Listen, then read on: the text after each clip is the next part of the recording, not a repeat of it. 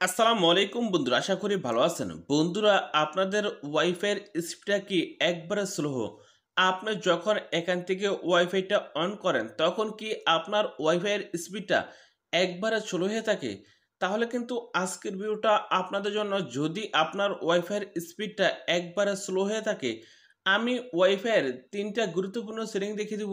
এই ৩টা গুরুত্বপূর্ণ সেটিং যদি আপনার ওয়াইফাইতে এনেবল করে দেন, তারপর থেকে আপনার ওয়াইফাইয়ের স্পিডটা একবারে বিদ্যুৎ গতিতে চলবে।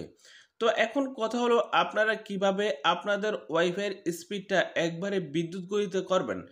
এই জন্য কি এমন সেটিং যেটি অন করলে আপনার ওয়াইফাইয়ের স্পিডটা একবারে বিদ্যুৎ গতিতে চলবে? এই কাজটা শিখতে হলে আপনি এই ভিডিওটা প্রথম থেকে শেষ পর্যন্ত দেখতে হবে। আপনি দেখছেন অ্যান্ড্রয়েড কিছুটা আমি শরীফ। আসলে বন্ধুরা, বেশি না করে শুরু করা যাক আজকের মূল ভিডিওটা। আপনি যদি এই কাজটা শিখতে চান, অবশ্যই এই ভিডিওতে একটা লাইক করে দিবেন। অ্যান্ড এখানে দেখেন সাবস্ক্রাইব লেখা আছে, এই সাবস্ক্রাইব লেখার উপরে একটা ক্লিক করে দেবেন। সাবস্ক্রাইব লেখার উপরে ক্লিক করার পরে এখানে দেখেন নোটিফিকেশন বাটন, এই নোটিফিকেশন বাটনে ক্লিক করে এখানে দেখেন অল আছে, এই অলে ক্লিক করে দিবেন।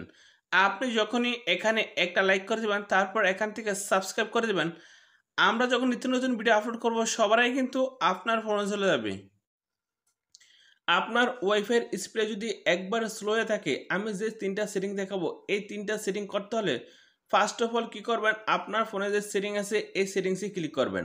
সেটিংসে আসার পরে ফ্রেন্ডস আপনার লেখায় এমন থাকবে, তারপর আপনি কি করবেন, এভাবে স্ক্রল ডাউন করে নিচে আসবেন।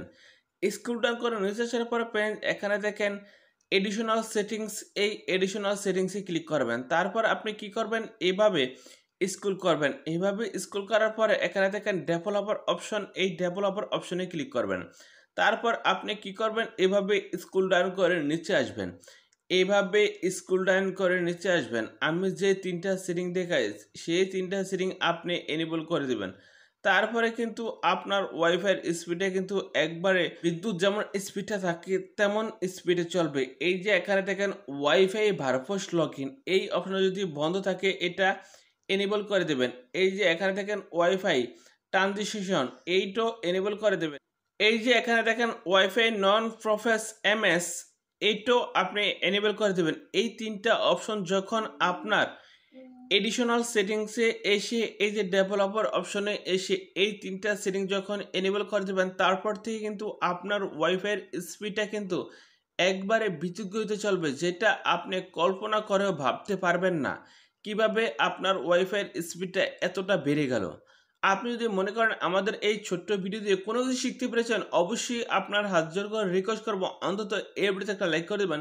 তো ফ্রেন্ডস, আজকে ভিডিও এই পর্যন্ত। সুস্থ থাকুন, ভালো থাকুন, আল্লাহ হাফেজ।